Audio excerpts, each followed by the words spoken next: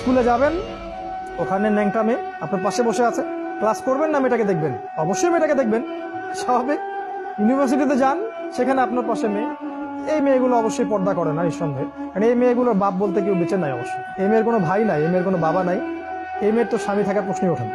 আর এই মেয়েগুলো ক্যারিয়ারের পিছনে ছুটবে 30 বছর 40 বছর পর্যন্ত, তারপরে আর কোনো স্বামী খুঁজে পাবে না। আর এই 30 বছরের মধ্যে ওর 10টা 12টা প্রেমও হয়ে যাবে, বহু মানুষ তার গায়ে হাতও দিবে, এবং এক পর্যায়ে সে জীবনটা যখন শেষ হয়ে যাবে তখন পস্তাবে যে হায় আমি কোন ট্র্যাপে পা দিয়েছিলাম। মূলত এই মেয়েরাও দাজ্জালের ফাঁদে পা দিয়েছে। এদেরকে দ্বারা আপনাকে নষ্ট করা হচ্ছে চারপাশে।